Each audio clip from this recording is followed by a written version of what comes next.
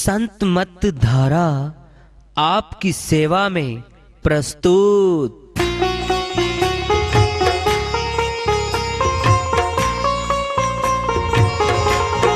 जो चाहता है प्रभु प्यारा वो आओ संत मत धारा। भक्ति भेद बता कर सारा वो कर दे भव के पारा। जो चाहता है प्रभु प्यारा वो आओ संत मत धारा। भक्ति भेद बता कर सारा वो कर दे भव के पारा। जो चाहता है प्रभु प्यारा।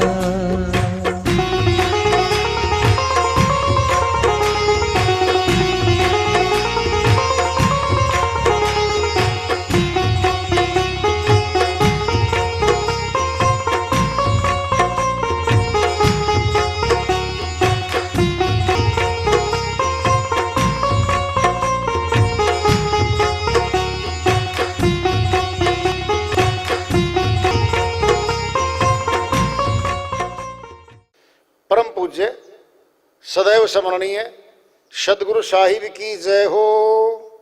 सतनाम साहिब। आदरणीय सर्व संतों की जय हो। उपस्थित आदर के योग प्रभु प्रेमी एवं जिज्ञासु आत्माओं, हम सभी पूर्ण पिता परमात्मा सभी सृष्टियों के रचनहार कुल मालिक हम सबके जीवन का आधार उनकी महिमा को सुनने के लिए एकत्रित हैं। मेरी सभी से अर्ज है कि मैं कोई जगत गुरु नहीं, कोई महाराज नहीं, कोई महामंडलेश्वर नहीं। मैं केवल सभी संतों की चरणों की धूल हूँ और आपका भक्ति मार्ग में सहायक हूँ। मैं अपनी सीधी साधी टूटी फूटी भाषा में, संदुकड़ी भाषा में भक्ति भेद के गूढ़ रहस्यों को उजागर करने वाले विचार आपके समक्ष रख रहा हूँ। यदि अच्छे लगे अपनाएं, नहीं तो गैर जरूरी समझकर विसार दें। हाँ, सत्संग ही एकमात्र प्रभु प्राप्ति का विद्यालय है, विश्वविद्यालय है ये। और हम सभी सत्संग में आए हुए हैं। हम जिज्ञासु तभी तो हम आए हैं। हम पिछले सत्संगों से वार्ता करते चले आ रहे हैं कि चेतावनी से प्रभु प्राप्ति की ओर। इस अध्याय को, इस वार्ता को आज फिर आगे बढ़ा रहे हैं।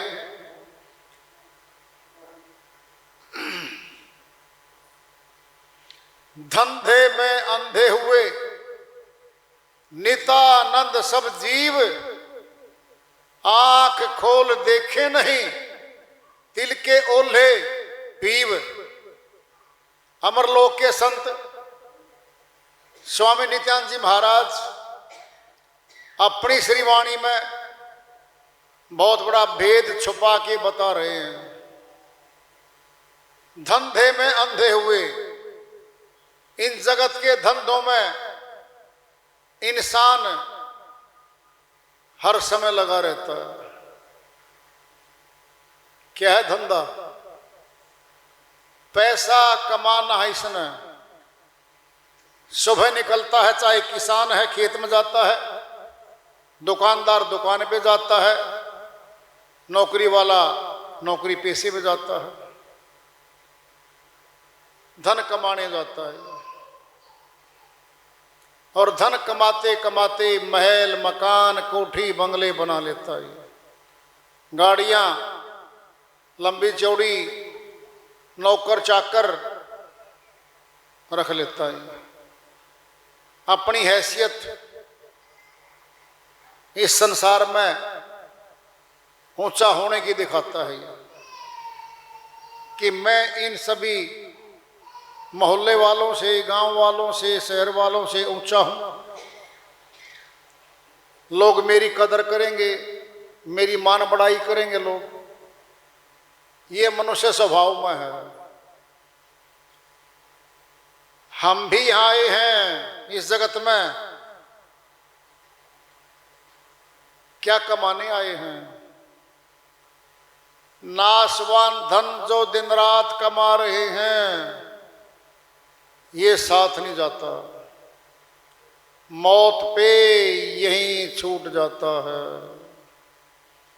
इस बात का पता चलता है आखिर में, शुरू में नहीं पता चलता इस बात का। शुरू में तो प्रतियोगिता है, कंपटीशन है। ज्यादा धनवान गांव में, शहर में, मोहल्ले में कौन बनेगा, इसी की ओर भाग रहा है बेचारा ये। लेकिन जब पता चलता है, वृद्धावस्था प्रवेश कर जाती है, शक्तियां सारी कमजोर हो जाती हैं, शरीर की शक्ति कमजोर हो जाती है, यादाश्त कम हो जाती है, मानसिक शक्ति कम हो जाती है। दिन में अगर चिराग जलाए तो क्या किया, सब कुछ लुटा के होश में आए तो क्या किया। सूर्य निकला हुआ है, बहुत प्रकाश देता है सूर्य। जितनी लाइटें रात को प्रकाश कर रही थी गलियों में, घरों में, अगर वो जलती भी रहे तो निस्तेज हो जाती हैं। उनका प्रकाश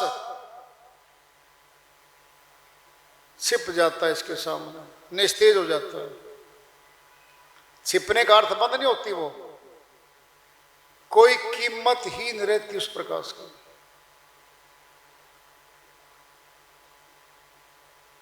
क्या है ये? अगर दिन में कोई मोमबत्ती उठाए फिरे गलियों में, उधर से आया एक वृद्ध, बेटा क्या कर रहे हो? दादाजी प्रकाश कर रहा हूं गलियों में, देखो तो मोमबत्ती। अरे बेटा रात को करना प्रकाश, जब अंधेरा हो जाएगा। अथा सूर्य का प्रकाश है, इसके सामने क्या प्रकाश करेगा। दिन में अगर चिराग जलाए तो क्या किया, सब कुछ लुटा के होश में आए तो क्या किया। मान लो उम्र है मनुष्य की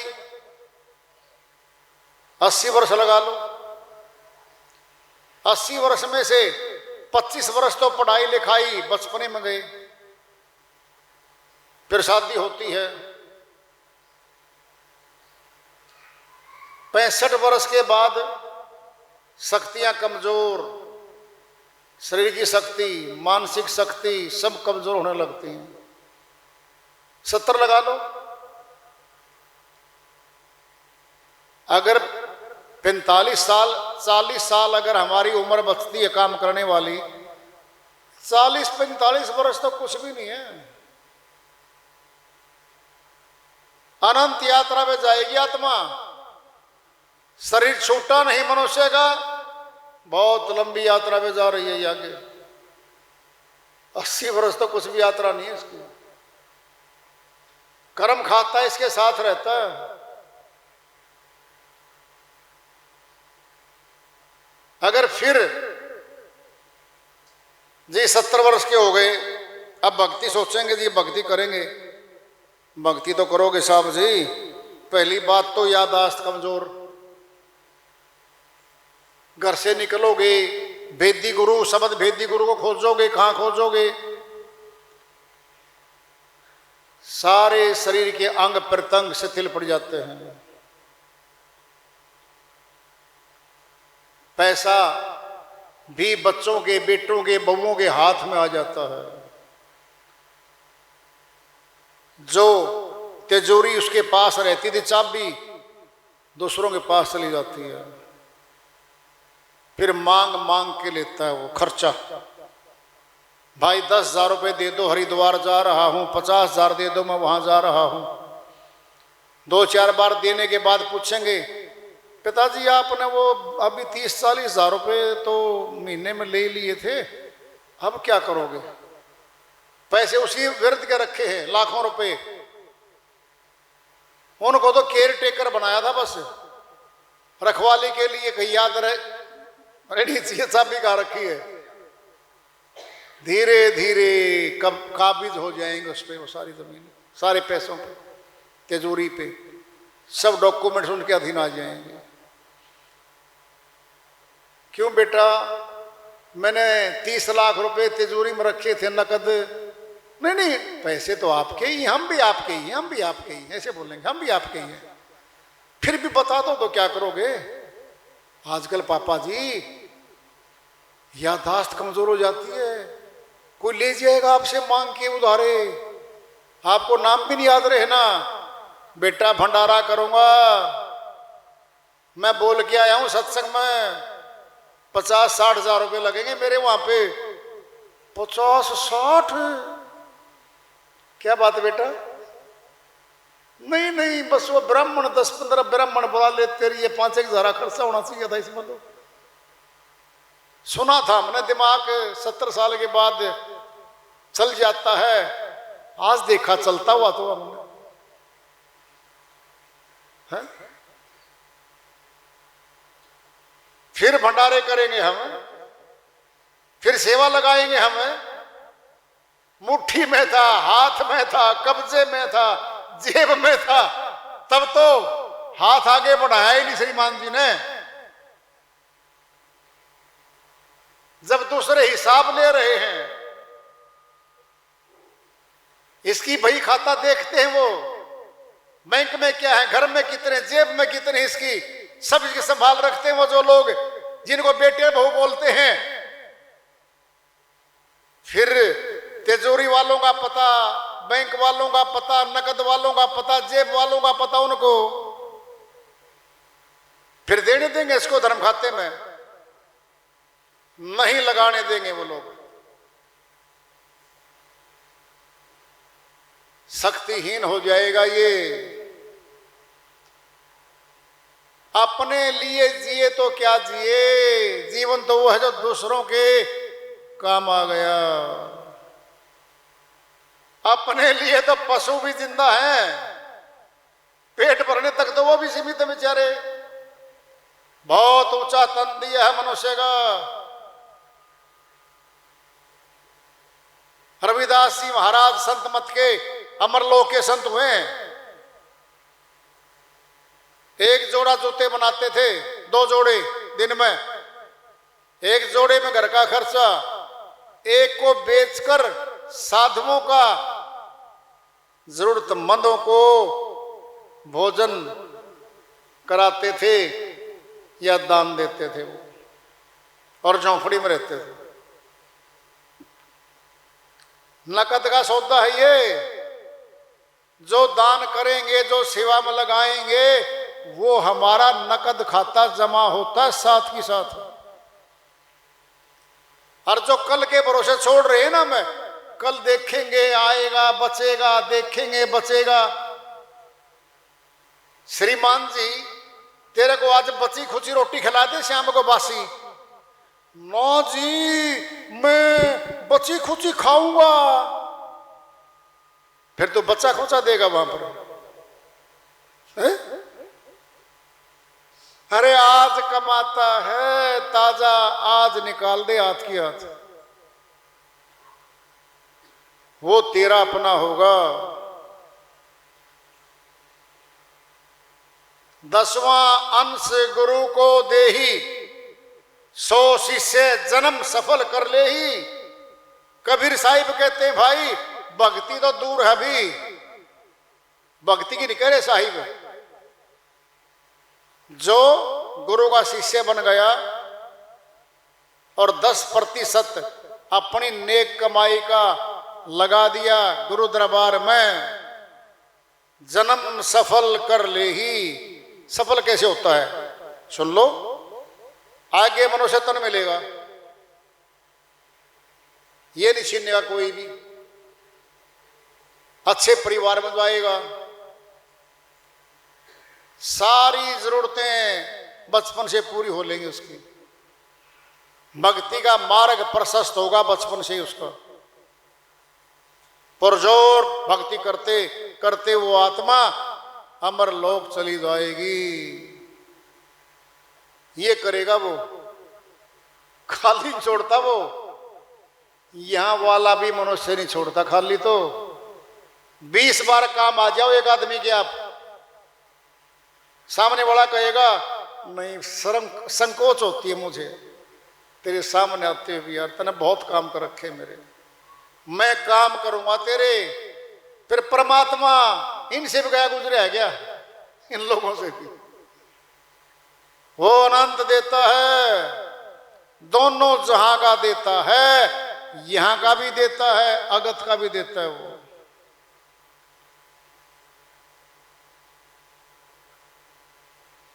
किस लिए आए थे हम यहां पे? हम भी कमाई करने आए हैं। वह कमाई जो हमारे साथ चलेगी, 50 मकान बनाए, बना के छोड़ दिए मौत पे, फिर हमारे तो नहीं थे ये। 500 अरब खरब की प्रॉपर्टी बना ली, नकदी जेवर बना लिए, मौत पे छोड़ दिए, फिर ये तो हमारे नहीं थे। अपनी कमाई करने का मौका दिया आत्मा को। वो कौन सी कमाई है? भक्ति धन है वो, भजन।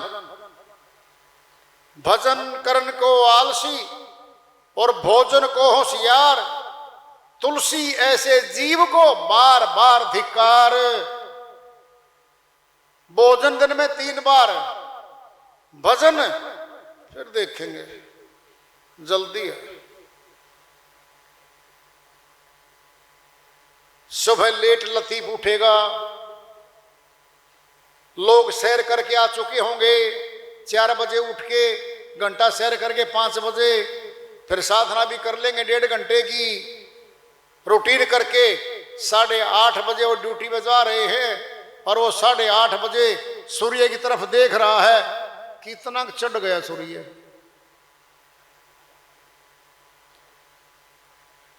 वो भक्ति धन कमाएगा क्या? अरे जगत का भी नहीं कमा सकता वो तो। नहीं कमा सकता।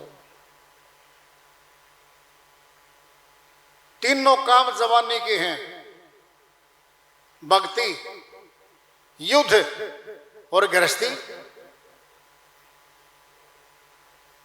कोई इश्तिहार आया हो भारत सरकार की तरफ से, 60 साल के ऊपर के जवान आ जाओ, फौज में भर्ती करेंगे, कभी नहीं होता, उल्टा होता है। 55 साल 60 साल के हो गए, रिटायर्ड, घर जाइए, पेंशन ले जाइए, आप रिटायर कर देते हैं। भर्ती क्यों करेंगे वो? अरे शक्तिहीन हो जाता है 60 साल में।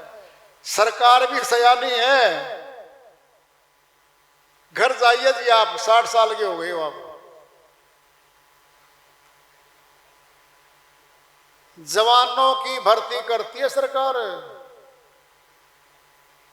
फिर भक्ति भी जवानी में होती है भाई, वृद्धावस्था में भक्ति नहीं बनती है। पूछते हैं ना, कभी एक महानुभाव जी मिले तो मेरी बात हुई, मां भगत जी, भाई साहब भजन भक्ति भी करते हो? भजन भक्ति पता आपको? 35 साल का हुआ हूं, 2 बच्चे हैं मेरे पास, इनको पढ़ाई लिखाई कराऊंगा, ऑफिसर बनाऊंगा, शादी करूंगा, कोठी बनाऊंगा इनकी, फिर फुर्सत मिलेगी भाई। क्यों एग्रीमेंट हो रखा गया परमात्मा के साथ 60 साल जिंदा रहेगा?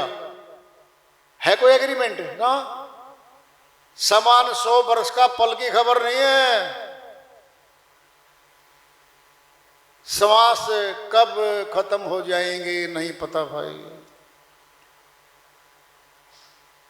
एक साथ करना पड़ेगा दोनों कार्यों को, भजन भी जगत के काम भी साथ साथ करने पड़ेंगे। एक बार दृष्टांत आता है, एक किसान है, पहले रेहड़ चलते थे, आज से 70-80 साल पहले। कुएं ट्यूबवेल नहीं थे, कुएं खोद के लोहे की बाल्टी बना के एक चैन पे चलाता था मनुष्य, और बैल उसको चलाते थे। थोड़ा थोड़ा पानी आता था बाल्टी भर भर के भाई। एक चकली होती थी लोहे की, जब रोकते थे बैलों को तो वो एक किल्ली सी कांटा सा उड़ जाता था और पानी भरी भराई बाल्टी रुक जाती थी। एक सेठ जी जा रहे थे, सेठ जी बोला भाई किसान पानी पिला देगा? हाँ भाई पी ले पानी।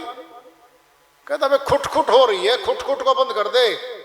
खुट खुट मैंने बैल चल रहे थे और वो कांटा चलता था चकली पे, खुट खुट खुट करता था वो। सेठ जी बोला भाई खुट खुट बंद कर दे।